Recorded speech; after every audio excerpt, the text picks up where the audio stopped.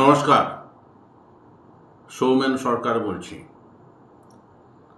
আজকে যে বিষয়টা নিয়ে কথা বলবো সেটা কিন্তু অত্যন্ত আমাদের জীবনের নিত্য নৈমিত্তিক ঘটনা, কিন্তু সেটা নিয়ে যে এত বড় একটা কাণ্ড ঘটে গেছে অলরেডি সুপ্রিম কোর্টে, সেটা যারা লক্ষ্য করেছেন তো করেছেন, যারা লক্ষ্য করেননি তারা অনুগ্রহ করে এই ভিডিওটা একটুখানি ফলো করুন। এটা হচ্ছে যে ধরুন, রাস্তাঘাটে আমরা অহরহই যখন বাড়ি ফিরি বা অফিসে যাই বা এটা বা ওটার কাজে এই গলিতে সেই গলিতে যাই, তখন দেখি কুণ্ডলি পাকিয়ে কুকুর শুয়ে রয়েছে। একসঙ্গে দু তিনটে কুকুর থাকলে সেখান দিয়ে পেরিয়ে যেতে কার না বুক ঢিপ ঢিপ করে।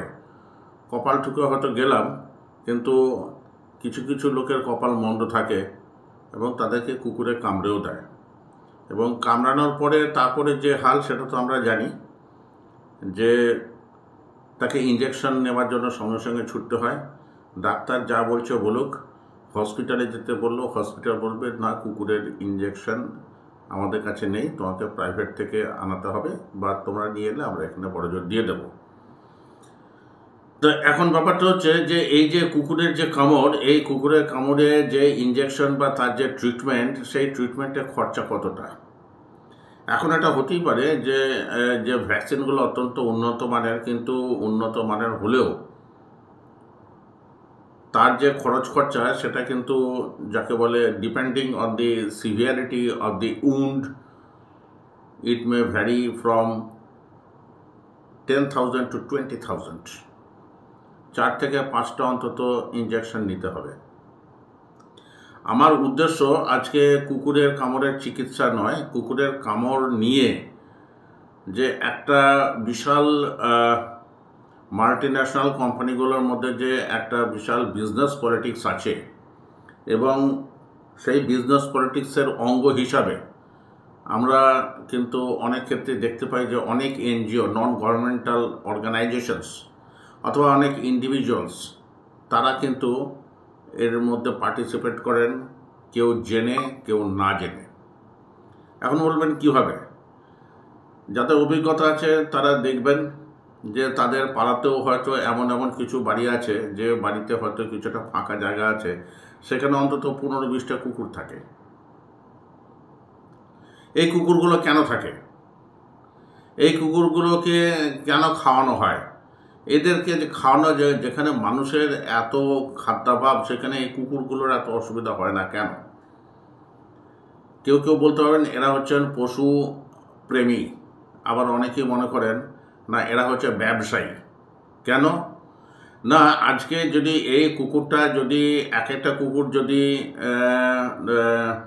একটা নির্দিষ্ট সংখ্যক মানুষকে কামড়ায়, এবং ভারতে নাকি টোটাল কুকুরের সংখ্যা প্রায় 52 মিলিয়ন, মানে 5 কোটি, অর্থাৎ কিনা 140 কোটি মানুষের জন্য 5.5 কোটি মতো কুকুর রয়েছে। তার মানে প্রতি 20-30টা লোক পিছু, মানে একটা বা দুটো ফ্যামিলি পিছু একটা করে কুকুর রয়েছে, যেটা কামড়ে দিলে কিন্তু ব্যাস আপনার হয়ে গেল। তাই এই যে কুকুর কামড়াচ্ছে, এতে কাদের লাভ হচ্ছে? কাদের লাভ হচ্ছে বলতে গেলেই তো এখন গন্ডগোল শুরু। সেটা হচ্ছে যে কোভিডের সময়তে যে নামগুলো শুনেছেন যে ভ্যাকসিনের, সেই নামগুলো কিন্তু আবার ঘুরে ফিরে এখানেও আসবে। যেমন India Immunological Limited, Serum Institute of India, Pasteur Institute of India, Bharat Biotech, Chiron Behring, এই সমস্ত বড় বড় নাম।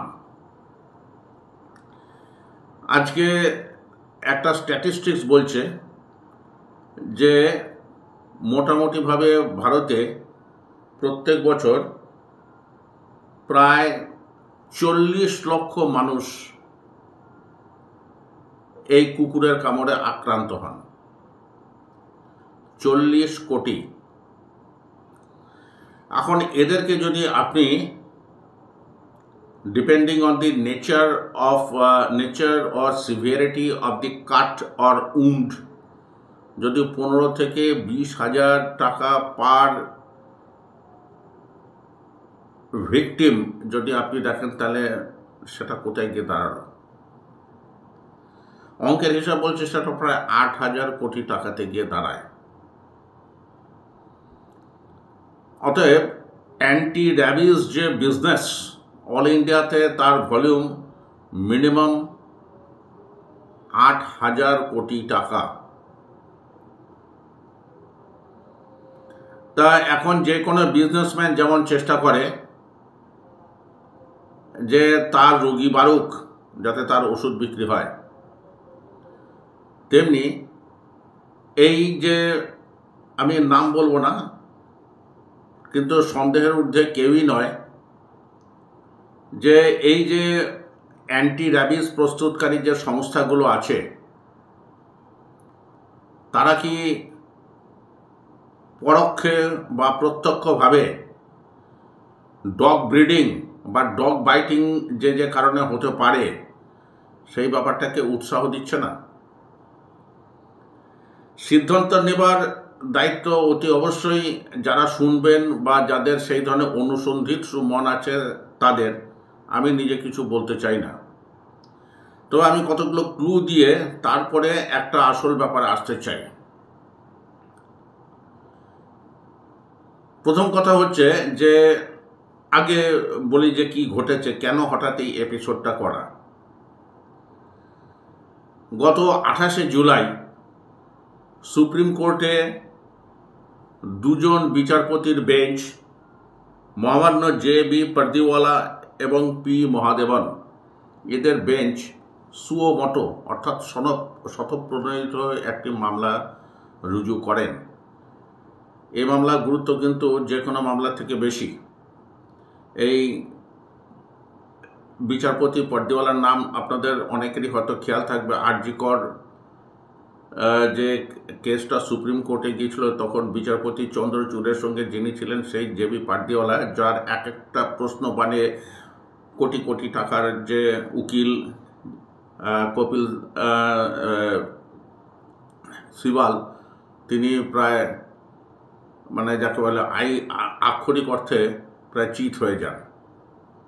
সেই জে.বি. পারদিওয়ালা এবং তার যে অন্য সহযোগী যে বিচারপতি পি. মহাদেবন নিজে থেকেই একটা মামলা আনেন। সেই মামলাটার নাম্বারটা বলে দিই। এখনকার যে ল সাইটগুলো আছে তারা কিন্তু ভালো বিজনেস করে, তারা কিন্তু কোনো মামলার যে নাম্বার সেটা দিতে চায় না। কারণ দিলে তারা, আপনি যদি নিজেই জাজমেন্টটা পড়ে ফেলেন, তাহলে তাদের সাইটের আর বিশেষ কিছু ভ্যালু থাকে না। যাই হোক, আমি জমা করেছি। এই কেসটার নাম্বার হচ্ছে SMWP 5Y2025। SMWP মানে সুও মটো রিট পিটিশন, ব্র্যাকেটে সি মানে সিভিল, অর্থাৎ 2025 সালে এই সুও মটো কেসের পঞ্চম কেস। যাই হোক, তাতে তিনি বলছেন এই যে জাজমেন্টটা আছে, খণ্ড খণ্ড করে একটু আপনাদেরকে দেখানোর চেষ্টা করব। তাতে বলছে যে একটা 6 বছরের বাচ্চা মেয়েকে একটা কুকুরে এমনভাবে কামড়ে শরীরটাকে ছিন্ন বিচ্ছিন্ন করে দিয়েছে, এবং আরেকটা কেসে হচ্ছে কি 4 বছরের একটা বাচ্চা ছেলে, তাকে কয়েকখানা কুকুর মিলে অনেক ছিঁড়ে জাঁতা করে দিয়েছে। তা সেইটা দেখে টাইমস অফ ইন্ডিয়া একটা স্টোরি বার করে। সেই স্টোরিটার নাম আপনাদেরকে আমি বলার চেষ্টা করছি।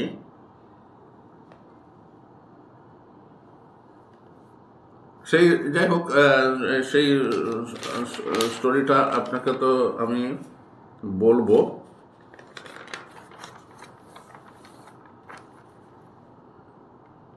City hounded by strays. City hounded by strays, kids pay price. এই শীর্ষক একটা আর্টিকেল বার করে Times of India, Delhi edition, July মাসের সম্ভবত 23 তারিখে। তো তিনি সেটা পড়ে বিচারপতিরা অত্যন্ত বিচলিত হন। 4 বছরের বাচ্চাকে যখন এইভাবে ভুগতে হয়েছে, তখন তারা ঠিক করেন যে এই ব্যাপারটা একটা বিহিত হওয়া দরকার।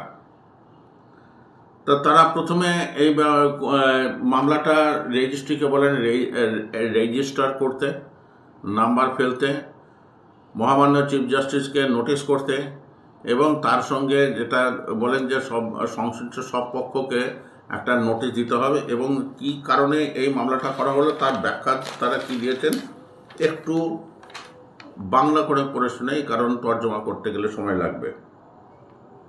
এই আদালত Government of National Capital Territory of Delhi, Municipal Corporation of Delhi MCD, New Delhi Municipal Corporation MDMC এবং নয়ডা, গাজিয়াবাদ, গুরুগ্রাম,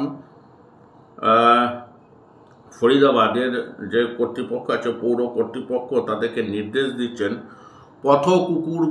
সমস্ত পথ কুকুরকে সত্তর রাস্তা থেকে তুলে নিতে হবে।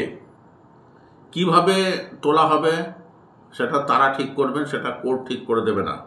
এর জন্য যদি কোনো বাহিনীর প্রয়োজন হয়, সেই বাহিনীটাও তারাই তৈরি করবেন, এর জন্য কোর্টের অনুমতির কোনো প্রয়োজন নেই। এই যে কুকুর ধরে তাদেরকে খোঁয়ারে নিয়ে আসা, কুকুরের খোঁয়ার যেটাকে বলে ডগ পাউন্ড অথবা ডগ শেল্টার, আমরা যেরকম খোঁয়ার বলি ইংরেজিতে সেটাই হচ্ছে শেল্টার, অথবা পাউন্ড মানে খাঁচার মতো। যাই হোক, এবং বিচারপতিটা এতটাই ক্রুদ্ধ ছিলেন যে তিনি বলছেন কোনো ব্যক্তি বা সংগঠন যদি এই কুকুর ধরার ক্ষেত্রে কোনো ধরনের বাধা সৃষ্টি করে, তাহলে তাকে ধরে নিয়ে আসতে হবে এবং যথোপযুক্ত শাস্তির ব্যবস্থা তারা করবেন, অর্থাৎ সুপ্রিম কোর্ট।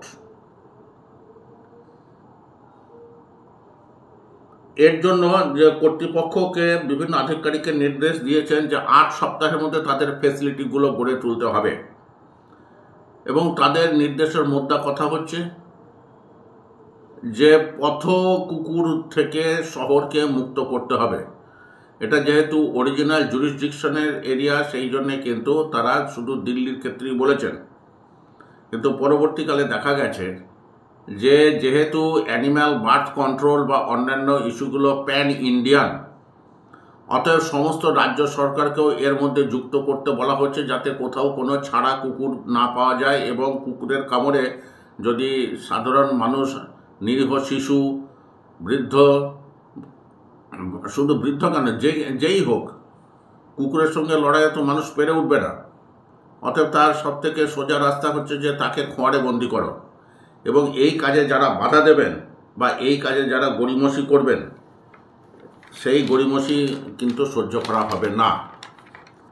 এরপরে নোটিশ দিয়ে যখন প্রথম দিন, যেটা 28শে জুলাই এই ব্যাপারটা ঘটার পরে, তারা বলেন যে হ্যাঁ ঠিক আছে, 11ই আগস্ট এর আবার শুনানি হবে। এই শুনানির দিনে দেখা গেল যে 22 জন আইনজীবী কোর্টরুমে উপস্থিত হয়েছেন। তাদের মধ্যে সলিসিটর জেনারেল তো ছিলেন, সিদ্ধার্থ লুথরার মতো বড় মাপের আইনজীবীও ছিলেন, এবং আরও অন্যান্য অ্যাডভোকেট অন রেকর্ড সহ 4 জন অ্যাডভোকেট অন রেকর্ড, মানে অর্থাৎ কিনা 4টে পার্টি তো এর মধ্যে যুক্ত আছেই, এবং এর সঙ্গে আরও বেশ কিছু আইনজীবী, সব মিলে 22 জন ছিলেন কোর্টরুমে। তা যেহেতু প্রথম দিনে তারা তাদের নির্দেশাবলী শেষ করতে পারেননি, সেই জন্য এই 2 জন জাজের যে বেঞ্চ, তারা কিন্তু একটা কম্প্রিহেন্সিভ একটা ডাইরেকশন, ম্যান্ডেটরি ডাইরেকশন দিয়ে দেন, যেটা কিন্তু অবশ্য পালনীয় বলে তারা নিজেরাই ডিক্লেয়ার করে দিয়েছেন। অর্থাৎ কেউ যদি মনে করে থাকে ও কোর্ট যা দিয়েছে আমরা আমাদের মতো চলবো, জাস্টিস পার্টিওয়ালা সে ধরনের মানুষ নন যে তিনি একটা জাস্ট লেখার জন্য লিখে দেবেন। যাই হোক, কী ছিল, কুকুরকে কেউ যদি অ্যাডাপ্ট করতে, আচ্ছা প্রথমে হচ্ছে যে ইমিডিয়েটলি কুকুরকে ধরতে হবে, তাকে স্টেরিলাইজ করতে হবে, ডিওয়ার্ম করতে হবে, এবং তার সমস্ত যে বিষময় যে ব্যাপারগুলো আছে সেগুলোকে ঠিকঠাক করে দেওয়ার পরে তাদেরকে কিন্তু ওই যে খোয়ার বা খাঁচা, সেখান থেকে কিন্তু তাদেরকে ছেড়ে দেওয়া চলবে না, অর্থাৎ আজীবন ওইখানেই থাকতে হবে। এবং তারপর নির্দেশে বলা হচ্ছে শিবিরগুলিতে যেন যথেষ্ট কর্মী থাকে যারা এই কুকুরগুলোর যে বিভিন্ন ব্যাপার আছে সেই ব্যাপারটা যাতে তারা দেখাশোনা করতে পারেন, অর্থাৎ কর্মীর অভাব বা টাকার অভাব এটা যেন কোনোটাই, বা ফেসিলিটির অভাব কোনোটাই যেন না দেখা দেয়। ওই বাচ্চা ছেলেটাকে 4টে কুকুর কামড়ে ধরেছে, এই জিনিসটা তিনি সহ্য করতে পারছেন না। তবে তার সঙ্গে তিনি এটাও বলেছেন যে কুকুরগুলোর প্রতি যাতে অন্যায়ভাবে কোনো রকম নিষ্ঠুরতা না করা হয় সেটা দেখার জন্য সিসিটিভি বা এই ধরনের মনিটরিং সিস্টেম রাখতে হবে। এবং এই কথা বলেছেন কেউ যদি কুকুরকে অ্যাডাপ্ট করে নিয়ে এসে পরবর্তীকালে আবার রাস্তায় আবার নামিয়ে দিয়ে যায়, অর্থাৎ কিনা খোয়ারে নিয়ে গেল আবার তুলে নিয়ে চলে এলো in the name of adoption, যে কুকুর যেখানে ছিল সেখানে তাকে ছেড়ে দিল, এ ধরনের লোক আছে। কেন আছে? সেই বিজনেসের মাল্টিন্যাশনাল কোম্পানিগুলোর গল্প, সেটা তো বলবই এই আইনি আলোচনাটা হয়ে যাবার পরে। তারপর জাস্টিস পারদিওয়ালার বেঞ্চ কি নির্দেশ দিয়েছেন, এটা যেহেতু ক্রমবর্ধমান ব্যাপার, অতএব কিন্তু একটা দুটো শেল্টার করে থেমে গেলাম সেইভাবে করলে চলবে না, এটাকে বাড়িয়েই নিয়ে যেতে হবে। এবং পরবর্তী শুনানির আগেই কত কুকুর ধরেছেন আর কত কুকুর আপনার শেল্টারে আছে তার একটা হিসাব নিকাশ রাখতে হবে, এই কারণে যে আপনি কটা কুকুর ধরে এবার ছেড়ে দিলেন সেই হিসাবটা যাতে ঠিকঠাক থাকে, তার জন্য কিন্তু তিনি একটা এই ধরনের অ্যাকাউন্টিংয়ের ব্যবস্থা কিন্তু করতে বলেছেন। যদি বলেছে, এটাও বলেছেন এই নির্দেশাবলী যদি কোথাও কোনো রকম ভঙ্গ হয়ে থাকে তাহলে যিনি অ্যাডাপ্টার, অর্থাৎ কিনা কুকুর যিনি নিয়ে গেলেন এবং যিনি কুকুর দিলেন, দুজনকে সমানভাবে শাস্তির মুখে পড়তে হবে। ধরে আনা কুকুরকে নির্বীজ করতে হবে 2023 সালের আইন অনুযায়ী। যারা কুকুর কামড়ে দেবে, যাকে কুকুর কামড়ে দেবে তার হয়ে চিকিৎসা মানে হসপিটাল বা ডাক্তারের সঙ্গে যোগাযোগ করিয়ে দেওয়ার দায়িত্ব এবং তার মনিটরিংয়ের দায়িত্ব এই মিউনিসিপ্যাল অথরিটিকে নিতে হবে। এবং জলাতঙ্ক যেহেতু এমন একটি রোগ, একবার যদি শুরু হয়ে যায় তাহলে তার হাত থেকে রক্ষা, it is a fatal disease. অতএব যদি কোনো কারণে যদি দেখা যায় যে কেউ কাজে অবহেলা করেছেন তাহলে তার উপযুক্ত শাস্তির ব্যবস্থা কিন্তু এই বেঞ্চ করবে। এবং আরেকটা জায়গাতে দেখা গেছে তারা একটা রিট পিটিশনের কথা বলছেন, WPC 67/2023, সেখানে দিল্লি হাইকোর্ট এই যে খোঁয়ার তৈরির ব্যাপারে সন্তোষ প্রকাশ করাতে তার এগেনস্টে কিন্তু অনেকেই কিন্তু মানে মামলা করেছিল অথরিটি, যে মানুষের মানে কুকুরের প্রতি অন্যায় অবিচার করা হচ্ছে। তা হাইকোর্টের হাতে না রেখে জাস্টিস পারদিওয়ালার বেঞ্চ বলে ওটাও আমাদের এই বেঞ্চে পাঠিয়ে দেওয়ার জন্য সমস্ত ব্যবস্থা করতে হবে বলে 8 সপ্তাহ সময় দিয়েছেন। এরপরে দেখুন, পশুপ্রেমীর নামে একদল লোক আছে এবং কিছু এনজিও আছে, তারা মাঠে নেমে পড়ল। তারা সব বিক্ষোভ মিছিল, যে কুকুরদেরকে কেন এইভাবে খোঁয়ারে তোলা হবে, রাস্তা থেকে কেন তুলে নিয়ে যাওয়া হবে, কুকুর আমাদের সামাজিক বন্ধু, অতএব কুকুরের প্রতি কোনো অন্যায় তারা সহ্য করবেন না। তাদের এমনই ক্ষমতা যে 11ই আগস্ট মহামান্য জে.বি. পারদিওয়ালার যে বেঞ্চ, তার নির্দেশ দেবার 3 দিনের মধ্যে চিফ জাস্টিসের দ্বারা তারা একটা তিনজন বিচারপতির একটা বেঞ্চে এই মামলাটাকে নিয়ে ট্রান্সফার করালেন। সেই তিনজন বিচারপতির বেঞ্চে কিন্তু এই জাস্টিস পটিয়ালা বা মহাদেবন ছিলেন না। কারা ছিলেন? জাস্টিস বিক্রম নাথ, জাস্টিস সন্দীপ মেহতা, সোমনাথ মেহতা এবং জাস্টিস এন ভি আঞ্জারিয়া। অর্থাৎ 2 জনের বেঞ্চ থেকে ব্যাপারটা চলে গেল 3 জন বেঞ্চে। এইবারে বলি যে যেটা মানে আমার ব্যক্তিগতভাবে মনে হয় যে এই যে পশু ক্লেশ নিবারণ সমিতির মতো যে ব্যাপার যেগুলো আছে, অর্থাৎ কিনা যাদের মানুষ না খেতে পেয়ে মরলে বা মানুষের গণতান্ত্রিক বা অন্যান্য অধিকার যদি নষ্ট হয় তাতে তাদের কিচ্ছু এসে যায় না, কিন্তু যে মুহূর্তে কুকুরদের কোনো অসুবিধা হবে তখন সঙ্গে সঙ্গে তারা লাফিয়ে পড়লেন। এদের মধ্যে বেশিরভাগই আছেন যারা গাড়িতে চলাফেরা করেন, পথ কুকুর, তাদেরকে তেমনভাবে টাচ করতে পারে না। তাদের জীবনটাই এয়ার কন্ডিশন, তাদের গোটা জায়গাটা এক জায়গা থেকে আরেক জায়গা মুভ করেন গাড়িতে করে, এবং তাদের যে লাইফ তাদের মধ্যে কোনো কুকুর টুকুরের ব্যাপার নেই। কিন্তু যেটা আছে তাদের মধ্যে অনেকেই হয়তো দেখবেন সেই এনজিওর সঙ্গে জড়িত আছে, যে এনজিওগুলো ওই ভ্যাকসিন তৈরির যে কোম্পানিগুলো থেকে তারা সিএসআর এর ভাগ পান। What is CSR? সিএসআর মানে হচ্ছে corporate social responsibility. According to government rules একটা কোম্পানি তার টোটাল টার্নওভারের 2% কিন্তু সিএসআর এর জন্য ব্যয় করতে বাধ্য। সিএসআর এর জন্য ব্যয় করতে সে বাধ্য। এইবারে ধরুন প্রথমে বলেছি 8,000 কোটি টাকার কিন্তু একটা অ্যান্টি র্যাবিস মার্কেট আছে, which is rather dominated by 5 companies. সেই কোম্পানিগুলোর নামও বলেছি: Bharat Biotech, India Immunological, Serum Institute of India, Pasteur India Limited. কোনো প্রমাণ্য কিছু ব্যাপার নেই, কিন্তু অনেকে সন্দেহ করেন এদের কেউ কেউ কিন্তু এই ধরনের এনজিও পোষেন যারা কুকুর ডগ ব্রিডিংয়ে হেল্প করে। অর্থাৎ কিনা যত বেশি কুকুর মানুষকে কামড়াবে তত বেশি সিরাম বিক্রি হবে, এবং সেটা যেহেতু সরাসরি নয় সেই জন্য মধ্যেখানে এই দালালের দল আছে, এনজিও, এবং একদল মানুষ আছেন যাদেরকে বলে পশুপ্রেমী।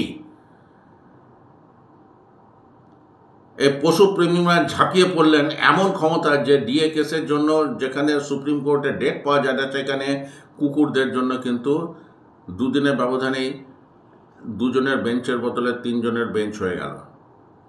এতটাই এই পশুপ্রেমীদের ক্ষমতা।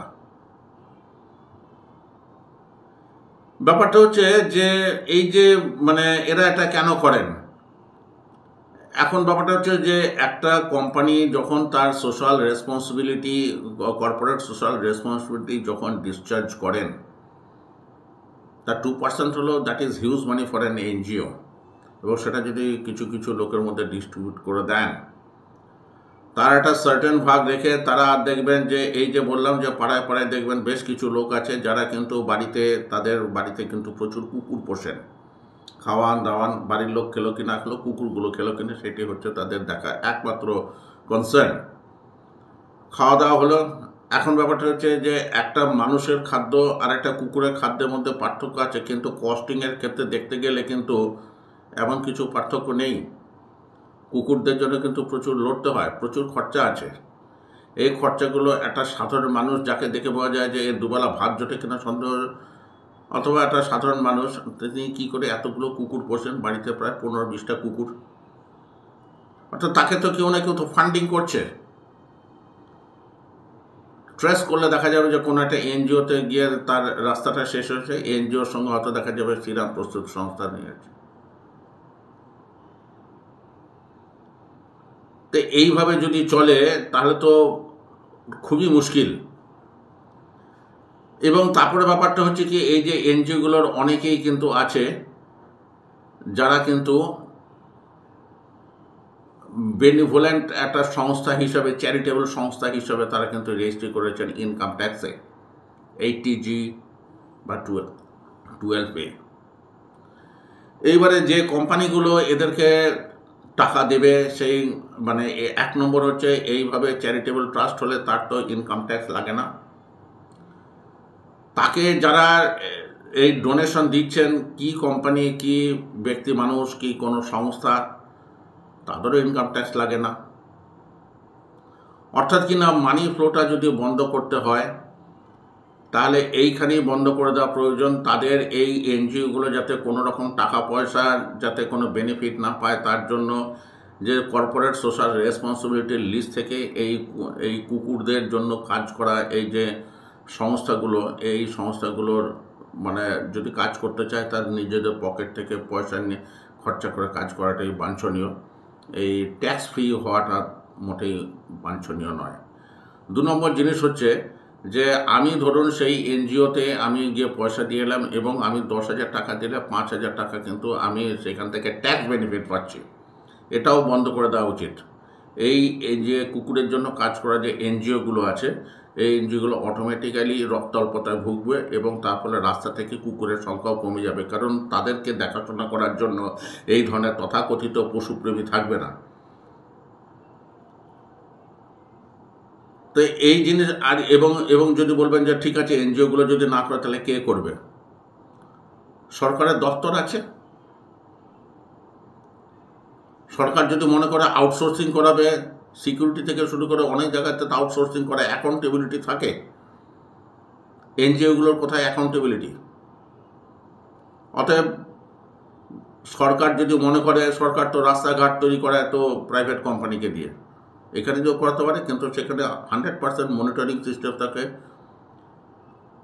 Professional fee and professional supervision. এই সেবার নাম করে মানুষের রক্ত শোষণ যারা করে সেই সব এনজিওদের হাত থেকে তো মানুষকে বাঁচাতে হবে, যাতে 4 বছরের বাচ্চাটা আবার কুকুরের আঘাতে তাকে ভুগতে না হয়। এরপর দেখুন শেষ পর্যায়ে আসি, যে জাস্টিস পর্দিওয়ালা যে জাজমেন্টটা দিয়েছিলেন সেই জাজমেন্টটা দেওয়ার পরে তারপরে কি ঘটলো, এটা এই যে এটা যারা একটু কৌতূহলী আছেন তাদেরকে কিন্তু কষ্ট করে জাজমেন্টটা ডাউনলোড করে পড়তে হবে। কিন্তু আমি কিছু কিছু ইম্পর্টেন্ট অংশ একটু পড়ে শোনাচ্ছি, একটু থেমে পড়তে হবে, কারণ খুঁজে খুঁজে দেখতে হবে। তো এখানে যে প্রথম যে প্যারাটা আছে সেখানে হচ্ছে এ bench of 2 honorable judges of this court took suo motu cognizance on 28 July 2025 of a newspaper report published in the Times of India Delhi edition titled City Hounded by Strays, Kids Pay Price। অর্থাৎ কিনা justice পর্দিওয়ালা যেভাবে start করেছিলেন ওনারাও সেভাবে start করলেন এবং তারপরে ওনারা যে জাজমেন্টের একটু সিনপসিস করে দিচ্ছি। তো সেখানে গিয়ে বলছেন যে এই যে পর্দিওয়ালার যে বেঞ্চ, তারা তো বেশ কয়েকটা নির্দেশ দিয়েছিলেন, যেমন start picking up and rounding the স্ট্রে dogs, appropriate authorities of NCT and Delhi, Noida, Ghaziabad, Gurugram are directed to immediately create dog shelter, মানে খোঁয়ার তৈরি করতে হবে। In no circumstances should these stray dogs after their relocation be once again released, অর্থাৎ কিনা এই কুকুরগুলোকে ছেড়ে দিয়ে পুরো আগেকার জায়গাতে আবার নিয়ে যাওয়া যাবে না। এই যে সব কথাগুলো উল্লেখ করে বলছেন যে এই যে নির্দেশগুলো দিয়েছেন এই নির্দেশগুলো নাকি একটু হার্শ হয়ে গেছে, বা অনেক ক্ষেত্রে হয়তো এমন বলছে উদ্দেশ্যটা অত্যন্ত মহৎ স্যালিউটারি, কিন্তু আইডিয়ালিস্টিক কন্ডিশনে এটাই হয়তো প্রয়োজন যেটা ওরা অর্ডার দিয়েছেন, কিন্তু বাস্তব অবস্থায় এটা হয়তো এখনই সম্ভব হবে না। এমনকি যে পশু ক্লেশ যে সমিতি, যারা পশুপ্রেমী, তারা বলছে যে এটা কী করে সম্ভব, এটা গভর্নমেন্ট কী করে করবে, এই ধরনের তারা অ্যাগ্রেসিভলি আর্গু করছে। এই আর্গুমেন্ট করা আর কপিল সিবালের মতো মানুষ যখন এখানে আছেন, যিনি মানে আমি তার সম্পর্কে ব্যক্তিগতভাবে কিছু বলতে চাই না, কিন্তু তিনি যখন এখানে প্রাইভেট পার্টিতে হয়ে দাঁড়িয়েছেন তখন তো বুঝতেই হবে যে এটা একটা নিছক পশু প্রেমের ব্যাপার নয়। তো যাই হোক, এপিসোডটাকে আর বেশি দীর্ঘায়িত করতে চাইছি না।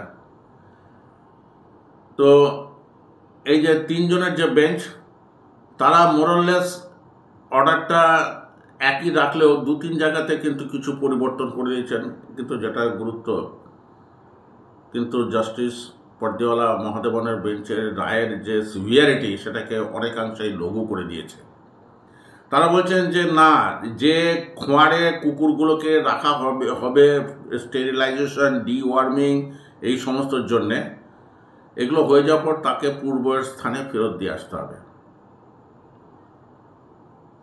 অ্যানিম্যাল বার্থ কন্ট্রোল যে অ্যাক্ট এবং প্রিভেনশন অফ ক্রুয়েলটি টু অ্যানিম্যালসের যে প্রভিশন আছে সেটা অনুযায়ী নাকি এটা করতে বাধ্য। আর 2 নম্বর, এই তিনজনের যে বেঞ্চ তারা বলছেন যে এখনই সেই ফেসিলিটি তৈরি করা যাবে না যেখানে সমস্ত কুকুরকে ধরে রাখা যাবে। আচ্ছা, এবারে আপনাকে যদি বলা হয় যে এই কুকুরটাকে স্টেরিলাইজ করে দেওয়া হয়েছে, অতএব এ কামড়ালে আপনার কোনো চিন্তা নেই, আমাদের যে পশু যারা প্রেমী তাদের প্রতি প্রশ্ন হচ্ছে যে তারা কি নিজেরা কখনো এই ধরনের কামড় খেয়েছেন? তাদের বাড়ির লোকজন কামড় খেয়েছে? তারা এত অ্যাগ্রেসিভলি এই কুকুরগুলোকে তার স্বস্থানে রেখে দেওয়ার জন্য লড়াই করলেন কেন? এবং আইনের এদিক ওদিকের জন্যে হয়তো দেখা যাবে যে আইনি ব্যাখ্যা অনুযায়ী হয়তো এই ব্যাপারটাকে আর লড়াইয়ের জায়গাতে নিয়ে যাওয়া যাচ্ছে না, কিন্তু একটা আইন তো আইন থাকে না, আইনটাকে তো পাল্টানোও যায়। কর্তৃপক্ষ এবং আদালত সবাইকেই হয়তো এই ব্যাপারে একটুখানি নজর দিতে হবে। তবে মানুষকে সতর্ক থাকতে হবে যে এই যে তথাকথিত পশুপ্রেমীদের সম্পর্কে কিন্তু সতর্ক হবার। এরা নামে পশুপ্রেমী হলেও আসলে তারা একটা বড় বিজনেসের অঙ্গ। অতি অবশ্যই পশুপ্রেমী আছে, জান না, প্রত্যেকে একটা করে যদি কুকুর, যারা যারা বলছেন পশুপ্রেমী তারা প্রত্যেকে একটা দুটো করে কুকুর নিজের বাড়িতে দড়ি বেঁধে নিয়ে রাখুন না। তাদের বাড়িতে হয়তো সিকিউরিটি রক্ষা করছে এই কুকুর দুটো, কিন্তু অন্য লোককে তো কামড়েও দিচ্ছে, যে লোকটা তার বাড়িতে ঢুকতে আসছিল না। এদের সম্পর্কে তো আমাদের সচেতন হওয়া উচিত। যাই হোক, এপিসোডটাকে এখানে শেষ করছি। কোথাও তথ্যগত ভুল ত্রুটি থাকলে কমেন্ট বক্সে জানাবেন, বাধিত হব। আর একটা বলি, এপিসোডগুলো তো করছি, একটু সাবস্ক্রিপশন, শেয়ার, কমেন্ট করলে উৎসাহিত হই, ভালো লাগে।